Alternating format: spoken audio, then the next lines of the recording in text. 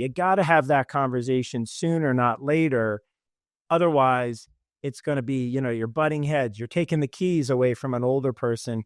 That's a difficult thing to do. Imagine saying, I'm going to take your house away from you, or I'm going to show up with a big construction vehicle and knock down walls and do some things just to make it safer for you. You don't want to be in that position financially, and you don't want to be in that position, more importantly, in a family dynamic.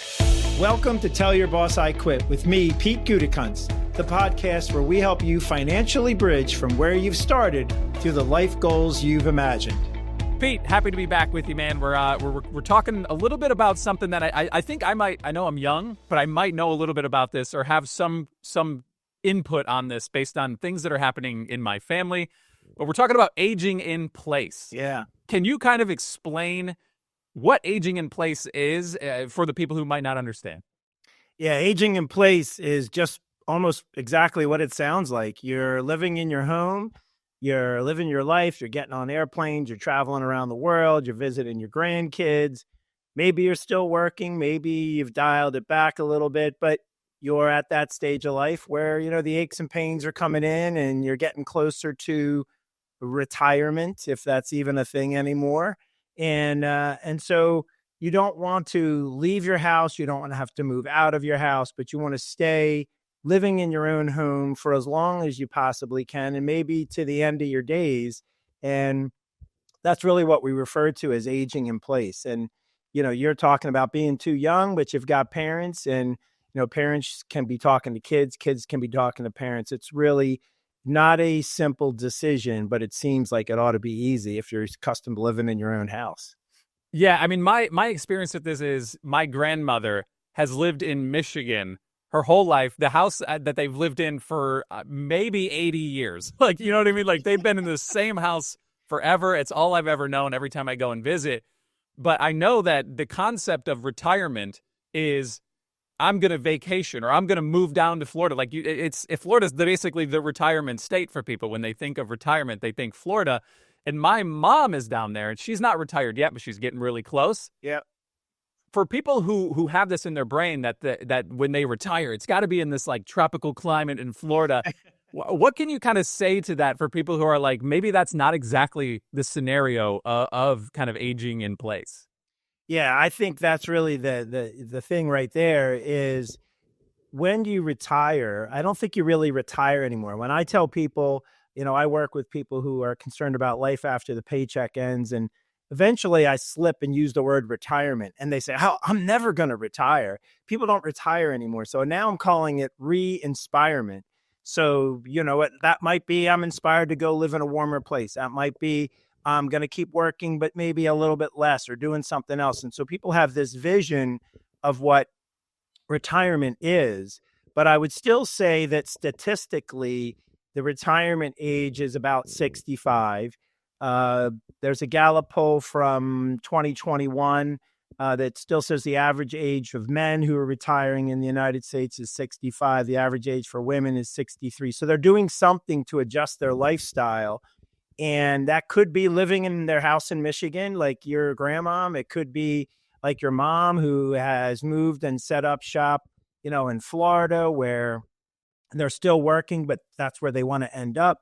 It could be just somebody who's lived their days in Pennsylvania and they want to just keep living in Pennsylvania, and they're starting to dial back work. And that's really, I think, what's so key here in this conversation about aging in place is when you start out retirement, it's all about your new freedom, time to travel, time to do all of these exciting things that you have more time for. Your kids have grown and they're starting their own families, and you're visiting and you've become a grandparent. These are really, really exciting things that you focus on, and you remain in your home. And the next thing you know, you're your grandmom in Michigan, and she's been living in the same house since she's 80. And oh my gosh, is this the right place for me to be? That's really, I think, where retirement spilling into aging in place can sneak up on you. It's kind of like inflation that way. So what would you kind of say are like the specific challenges for aging in place and the people kind of are facing when choosing to kind of stay in their lifelong home as they age? The big issue is that when you are at that average retirement age of 65 and you're staying in your home and you might still be cutting the lawn, or you have somebody cutting the lawn for you, and you're doing some repairs, and you're doing all of those things. It's really not all that hard, and it's hard to imagine that it's going to really become difficult to put in a light bulb for, for simplicity's sake. Um, and that's really, I think, the challenges that you face are, you live in a house, I would say, where this, you don't plan ahead as early as your 30s, but the house that I bought in my 30s is the house that I think I'm going to continue to live in for the foreseeable long-term future of my wife and I living in a home. And is that the right place? Will we be able to get up and down the stairs the way that we can, now, and hopefully for the foreseeable future will we, most homes have steps. It's I would say the overwhelming majority, even if you're in a ranch house, a lot of homes have a step up into the home. And that's really the biggest danger when you're older and in your home, where something goes wrong. It's usually from some kind of a fall. So that could be getting up and down the steps. It could be, using the different, facilities in your home that are easy to access for you when you're at a relatively young age, until you get to your 80s, and all of a sudden those things become a greater challenge. So you want to think about, is my house going to be able to support my lifestyle all the way to, aging in place to the very end? Is my house going to be able to be modified? Can I do something to my house to make that a little bit easier? If there are steps, are there things I can do to either try to live on one floor, or what can be added? It could be an elevator. There are things you can do to a home, um, that have a financial and a cosmetic, as well as, a property value issue. These are all the challenges that you want to think about. What's the value of staying in your own home? And it's a personal choice. You're around the people that you live near, your church, everything, your favorite restaurants. So there's a real compelling reason to stay put. At the same time, it's going to be, kind of difficult to be able to stay in your own home. And you have to really think about where the laundry room is. Is it in the basement? Do you have to get down the steps? Those are the kind of modifications that you may need to make. And if you're 60, 70 and kind of managing your lifestyle and putting some capital to those improvements, maybe that's something that you can kind of budget along the way. But if you wait until you're 85, you're kind of at a point where I wasn't really prepared financially for that. So those are really the challenges that you want to think ahead on how to make this decision. So let's push a little deeper into, obviously people love their homes. And I think everybody has a story of someone in their family that's been in their house forever. And every time you go visit them, nothing's changing in the house, right? And now it seems like with technological advancements, smart homes, all these different things, we know these people are probably averse to this. They don't either they don't know what's happening, or they like it how it is. They like their rotary phone. They like all this stuff. They don't want to mess with it, right? It's Yep. working. We don't want to mess with it. A, whose responsibility is it to have these conversations with these people? And B, how do you get them to understand that making these changes to your home can make aging in place a lot safer and a lot easier for them? The conversation really, I think, is a two-way street, or 360-degree circle. If you're a parent and you're going to stay in your home, I think it's a really good idea to start that conversation and let your family, let your kids know. Your mom in Florida, if she's going to stay put in Florida, I think she ought to be telling you, this is where I want to stay and this is where I want to live. And having that conversation sooner helps in a number of ways. One is, you don't want to age in place and then all of a sudden be at a point where you're starting to fail a little bit and you need a little bit of help. And all of a sudden the next generation swoops in and says, this isn't the place for you. Let's get you out of here. Let's completely change everything. That's not a good situation for anyone to have to go through. So as a parent who's aging in place, if you're younger and earlier in that stage of life, let your family know, this is where I want to stay. And they're going to be able to work with you and honor and work through that decision. And children, you're having a conversation with your parents, and it's not too late to have the conversation with the 80-year-old grandmother either. You want to be able to say, look, if you're going to stay here, these are the challenges you're going to face. You have to go up the steps every day, and you only have one bathroom in this house, and it's upstairs, or the laundry room is downstairs. And that's a real challenge. And we can make this house safer for you to get around. And there are things we can do, but we have to make some modifications or at least be prepared for those modifications. Anytime you have a conversation in advance, when everybody's of sound mind, when everybody is more open to the conversation and they kind of set the ground rules of what they want to keep and what they are willing to change. When you're in a position to comfortably have that conversation, you're going to be able to execute much better. And I always talk about putting a purpose to investments. This is the same thing, is you're putting a purpose to the plan. I'm going to stay in the house, so that's the investment I'm going to manage.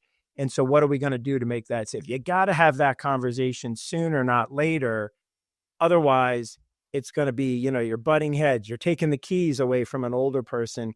That's a difficult thing to do. Imagine saying, I'm going to take your house away from you, or I'm going to show up with a big construction vehicle and knock down walls and do some things just to make it safer for you. You don't want to be in that position financially, and you don't want to be in that position, more importantly, in a family dynamic. Everything you just said about the house being like the one bathroom upstairs and the laundry downstairs, you're literally describing my grandmother's house in Michigan. I don't want to keep going back at it, but it's hilarious. Poor grandma. I started laughing when you said that because she's 80 plus, and let's talk about children having this conversation with them. I know my mom has reached out to her constantly. She's doing it all the time because she is living alone in Michigan. There's family around up there, but she's trying to get her to be in a place where she could be living with somebody or living closer to people who can actually help, something like that. How should adult children be kind of navigating or approaching their parents with plans to age in place safely?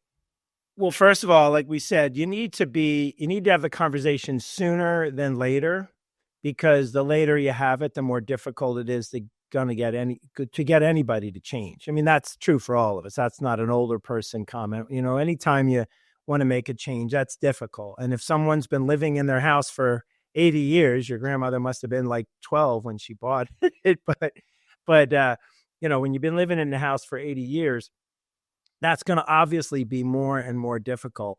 And think of this too, is the older you are, if you've aged in place, your house is probably older too. So it's not like new construction or modern materials or even modern layout or design that you're dealing with. You might be dealing with an old farmhouse style, or who knows. And the revisions or the renovations that need to be made can be more costly or just outright nearly impossible. So you need to have those conversations sooner. I think you need to continue to have them. And here's the key. If you are having the conversation, you will get through over time. You can't wait until there's a crisis. You don't want to be in crisis mode and say, okay, I got to swoop in and change everything. But if you continue to have the conversation, if your mom is just saying, look, it's hard to get up those steps. I can see it when I come up and visit you, or I'm worried about you falling down the steps every week when you're doing the laundry. Having that conversation and just subtly sharing that will get through. And at some point, the person who's aging in place should be able to recognize, you know what, you're right. It is harder to get down the steps. I am having that challenge. So if you have it over time, at some point, you're going to get through. If you're a parent, you know exactly what I'm talking about. You say things to your kids, not once, but you got to say it to a few more times to really get it through sometimes. Same thing with a person who's aging in place. Then if they're open to it, now you've set the seed. Look, we've been talking about what are we going to do? If we stay in this house, is there a way for us to bring the washer and dryer up on the one floor? And is there a way for, maybe we can't redo the whole bathroom or put a bathroom on the first floor, but maybe there's a way to build a powder room on the first floor. And then you want to also have the conversation about the cost and what that does to ultimately to the value of the home, and what's the good, bad, right, and wrong of that. But then you start to have the conversation of, this is what we could do. And I think what happens is two things. You make those adjustments, or that sounds pretty invasive. I mean, could you imagine if you swooped into your grandmom's house and built a bathroom on the first floor and hooked up a washer and dryer and did all of those things? It might kind of be, hey, you know what? I see what you're saying. This is a little bit too much. This is invasive. Maybe it's easier for me to think about making a move. And that's really only going to happen if you have the conversation and set it up, or you're going to wait till it's a crisis mode. And that's going to be really when things are very difficult to make those adjustments. Absolutely. And let me tell you how my family would handle something like this. They'd say, "Grandma, let's go on a week-long cruise." And then when she comes back, those renovations are done. Like everything's changed. She's like, "Okay, this is my life now." That's an option. You could do that. You could do that. And I think, again, you joke, but that would be a way of kind of making some adjustments, but you're making financial decisions. You're doing things to a house. The person when they come back, they might be thrilled, even though, they said they didn't want to make changes. Who knows? You joke, but there are ways to get from here to there. That wouldn't quite be crisis mode, but you're nearly at crisis mode if you have to kind of play that game a little bit. That's where things can get a little bit dicey. All right, so let's move on. You're not a realtor. You're not a home. You're not, renovating houses here. Let's talk about the financial aspects of this, because when people are in retirement, or they started retirement, or they're maybe deep in retirement, if these changes need to be made, how are those factored into a retirement plan that may already be set in place? How can you adjust that to make these and make it make sense financially for them? Well, there's two things here. One is you can plan ahead. We're talking about having the conversation early, as a child to a parent, and telling a parent to say early in their retirement years, my plan is to stay put in this house as long as possible. The same thing as a good financial plan ought to account for or accommodate or consider what the financial aspects of aging in place might be. So that could be that while you're still working, maybe you're making some capital improvements to the home that will position it better if you do stay put in the house. You don't have to put in a new bathroom or anything like that, but maybe there is some plumbing work that can be done. Maybe there are some things that could be positioned a little bit. I would say at the least you want to keep things up to date and upgraded in a home, because you don't want them to be falling apart. You want the home to be safe. And if you do eventually have to move, you want the house to hold value. So staying on top of your home, that's one thing. So a good plan needs to accommodate for that. The other thing would be that you have to consider that if your lifestyle costs whatever it is at the point of, I'm going to call it re-inspirement, not retirement, but if the point of dialing back and earning a lesser paycheck, you have to account for the fact that you might have some larger expenses at the end of life. So we talk a lot about longevity and not outliving your money. And sometimes we'll show a plan and it might suggest that there's going to be a fair amount left over. And I don't want to leave an inheritance. That's not my plan. My kids are great. I don't need. You might need that extra capital in your plan toward the end of life to make some of these improvements. Or if ultimately you can't stay in your home and you need to sell your home and move somewhere else, you might need that extra capital for those added expenses. So you need to bolt on a little bit of a cushion or an expectation on the end. So I would say the front end planning is really key in that. Having a buffer, having a margin of safety. And then on the end, if you're staying in your home and you didn't plan ahead or things didn't go quite according to plan, most people at that age don't have a mortgage any longer. So they have full equity in their home. So you can use the equity of your home to make some of these improvements. There are loans where you can do a reverse, loan where you don't even have to pay it back so much as redo the bathroom or make some of these modifications that could be costly, but you're taking some of the equity out of the house. And ultimately the house will just be worth less because there'll be a bank note that's owed or a mortgage that's owed. Those are things you can do. And that's why I think it's important to have a full family discussion so everyone understands. And family might be able to help out too. And I think most people don't want to reach out and ask their family for help. But if you're having this open conversation, hey, we can help you restore a bathroom. We can help you move a plumbing line to get the washer and dryer up here on the first floor. Some of those things are conversations that need to take place. Don't let pride get in the way. Just really talk it all the way through. So you mentioned not outliving your money or outliving your retirement. Obviously, that's a big factor. Nobody wants to do that anyway. They want to make sure it's spread out evenly and it's making sense for them as they age. Yeah.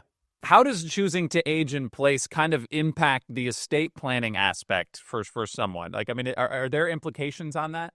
The big issue here is if you choose to or plan to age in place, you're also saying that I'm going to stay here in this house, which means if I need medical health care, if I need home health services, if I need custodial care, the type of care you might get in a assisted living facility, for example, paying a person to come into your home at first might not be quite as expensive, especially if you're still married and you have a spouse that can be a support person in that, where you're paying a person a few hours a day or a few days a week. As we age in place and need more and more services, getting someone in the home 24 hours a day can be very expensive, and aging in place and getting support from healthcare services can actually be more costly. So having, again, that buffer or that equity in the home or wherever the resources may be, that's really, a risk that you take, and something that you need to plan ahead and account for. And you're asking about estate planning. What's that going to do to the value of your estate?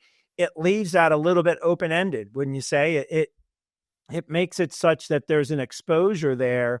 And if a person moves into, let's say, a continuous care community, they're paying an upfront cost, they're paying a monthly amount. They believe that they're going to manage the cost of that through the rest of their life. And if they need care, they're going to be taken care of. So they have a pretty good idea of what might be left over. The person who ages in place, may everything goes according to plan, and then things deteriorate and they need a lot of services in the home. They need to make a lot of improvements. And now all of a sudden you're spending more out of that estate than perhaps that you thought you would, and there might be less left over. So you have to think about all of those things. And I would say you have to prioritize that. What's more important, having a certain estate that you're going to leave behind, or aging in place and living comfortably? That's part of that conversation you need to have with your children, and children with your parents. As children, let them know, I don't need the inheritance. Don't do that for me. You take care of yourselves as best as you can, unless it's the other way around. You really could use the help, I suppose. And parents, let your kids know, listen, this is what we want to do. This is how we see things are going to play out. And there's the possibility that we could use our assets to do this, but this is how we want to live, and respect that, and treat that and honor that with dignity. That's really, I think, what aging in place is all about. I find it so interesting because again, like I said, I've seen these conversations in person, and I know that they're ongoing with everybody who's in these situations. That little tug of war where it's like they're stubborn, but they probably know that it's best for them, but they just like they're set in their ways. Let's say the stars align and everything works out. The conversation goes well, right? Let's say you finally get to that threshold where they're considering alternatives. What would you say are some viable alternatives to aging in place that make sense for them financially in retirement? Well, you don't have to stay in your own home, number one. I mean, that's obvious that there are plenty of services and resources available. You could build an in-law suite and move into a bolted on, house of one of your children. And you've got the house that you sell and make that possible. You could move into a continuous care retirement community where you're paying an upfront fee. And like I just said about, managing that cost through the rest of your life, but everything's known. It's kind of baked in. We know what it's going to cost, and I'm not going to have any surprises. There is still, people are buying long-term care insurance, and that's not a bad thing to have. It shouldn't be something that you expect is going to pay for all of your care. Really, what you're trying to do is offset or manage the cost of care as much as possible. So there are policies that will kick in and pay benefits if you do need care in your own home, or if you needed to move out and go into a facility. And there's all sorts of policies that are, some are like car insurance. You pay a premium, and if you don't use it, then you don't get anything for it. Others are, you put a large sum of money in and it'll pay a benefit, and if you don't use it, you'll get some of your money back. And those are all, different ways of using your resources for the what if contingency. And if you're going to remain in your own home, I think that's really when you're going to plan to age in place, knowing how or where the money's going to come from to cover some cost of care, I think is really important. So whether that's insurance, building up excess assets and trying to, do it on your own with self-insuring and considering the equity of your home, you just want to kind of bundle that number together and imagine what if, and how does that feel? Is that the right scenario for you? So there are alternatives. And I guess the biggest risk, I think, of aging in place is you believe that you're just going to comfortably age in place and that'll be that. And there can come a point when it's just not feasible to be in your home. You've been mentioning your grandmom in this conversation, and it, if you're alone and your mom's in Florida and she's in Michigan, and yeah, there's some relatives that are kind of nearby, but being totally alone in a house, that can be a pretty unsafe situation, even for a fully cognizant person who, can get up and cook their own meals. Just, one little, mishap can be very dangerous, and there's no way to, reach out and get help. So that can be dangerous. So those are the kind of modifications you want to have in your house. If you're totally alone, you want to have some kind of communication mechanism where it's going to alert people who are close by or close family and know that you're going to be okay, or know that you're not okay, and that you need help. So you mentioned equity, and I do want to tap into this real quick, but it doesn't have to. You don't have to spend too much time on it. But can you kind of speak to the role that equity can play in aging in place? In that process. With property values having gone up so much, people have good value in their home, and so people over 65 still have mortgages. That's not. It's not people get to re-inspire them and all of a sudden, poof, they don't owe anybody any money and they don't have a mortgage. So I would say that would be one goal in building your strategy before retirement, is to, when will my mortgage be paid off? Because then you have that 100% equity in your home.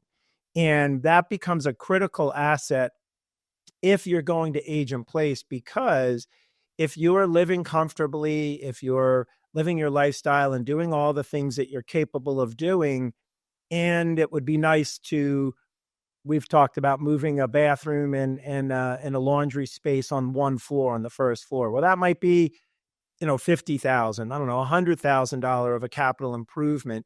And that just wouldn't work in your budget, in your cash flow in retirement. But maybe getting the equity of your house would make that possible, and make maybe having a small loan to be able to cover that. Or I mentioned a reverse mortgage. There are different ways to tap the equity of your home and make that possible.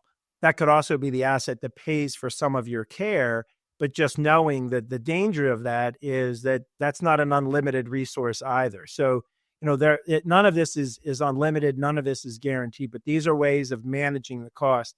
And for many people, the two largest assets they have is going to be their IRA, and it's going to be the equity in their own home. So that's really, that is a resource that can be monetized, if you will, so that it can do capital improvements or even be utilized for, cost of care.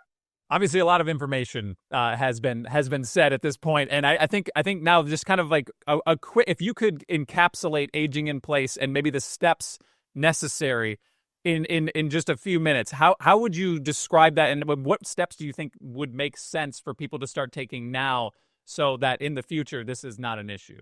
All of this comes down to planning. It's all good planning. So if you're 35, 40, and you're buying the house that you think is your forever house, just give it a little bit of a thought. What would I need to do to this house? And is this a house that I can sustain through the rest of my days? And if it's a house that has some challenges in that answer to that question, give that some thought. But more toward people who are getting to retirement, think about what your lifestyle is going to be and factor in, do I have this margin of safety? Is it not only probable that I won't live out my assets, but isn't it probable that I will have resources left over if I should live just a little bit too long, from, longer than, general life expectancy, or I have some of these larger expenses? What is the value of my home? Am I living in a community that's in decline and my property value might not hold its own? Or am I living in an area that is in demand and it seems to only be going up and certainly holding its value? You want to give all of that consideration. And I think it's very important to think all of that through and then communicate that to the important people in your life. You want to be able to say, this is my plan. You don't have to share the dollars if you don't want to, but what you should do is, my plan is to stay at home. My plan is to, make this work.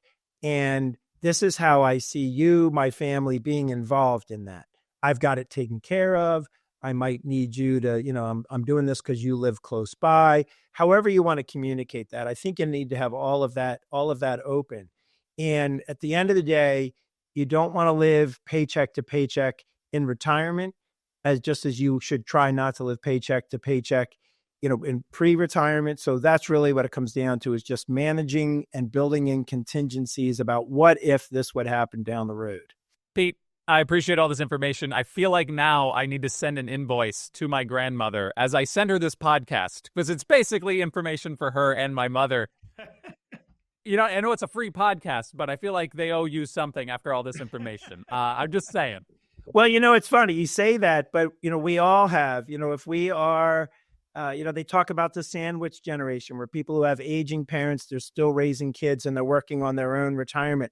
These things all blend together. People are living longer, and because people live longer, we are closer to retirement, and we need to be mindful of our aging parents while we're really concerned about our own situation.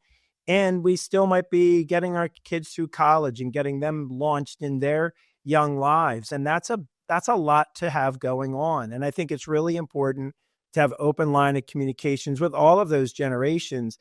Parents, let your kids know, hey, I've got to juggle this ball with your grandparents, and I'm here, but know that this is something that's going on, and they might be more mindful and helpful with you in the future, and keep mindful of your own situation.